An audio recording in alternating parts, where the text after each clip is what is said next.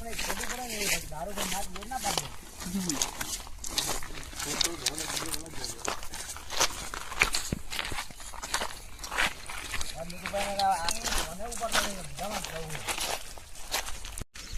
માતાજી મિત્રો, આજે તારીખ છે 27/7/2026 અને વાગ્યા છે 11:25।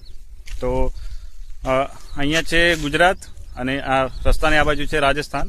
તો બનાસ નદી આવી છે, અહીંયાથી 300 મીટર દૂર છે, ત્યાં બ્રિજ જોડે થોડું જ પાણી આવ્યું છે, પણ બનાસ નદી આવી ગઈ છે।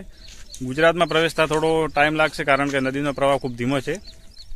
તો અહીંયા થોડા મિત્રો બેઠા છે જે બકરા ચરાવવા માટે અહીંયા આવેલ છે, તો તેમને થોડી પૂછીશું ને તેમને જોડે થોડી માહિતી લઈશું નદી વિશે।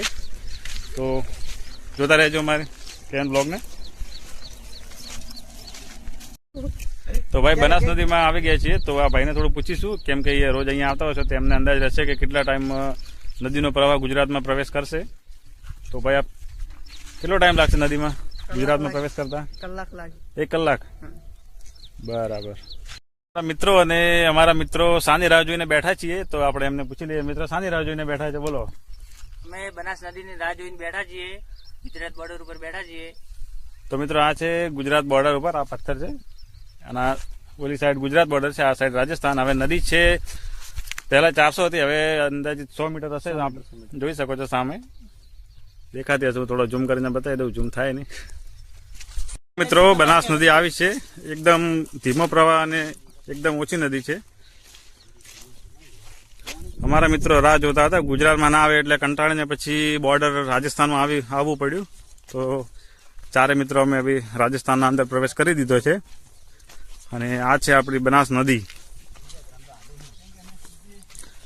એનો પ્રવાહ પણ એકદમ ધીમો છે, તો જોઈ લો એકવાર। આ છે આપણી બનાસ નદી।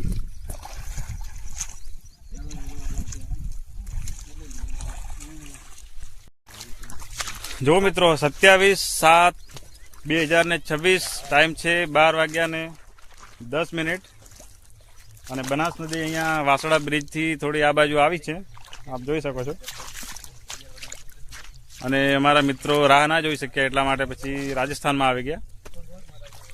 ગુજરાત બોર્ડર સુધી રાહ જોઈ, પણ રેતીના અંદર બહુ ખાડા હોવાથી પ્રવાહ થોડો ધીમો થઈ ગયો।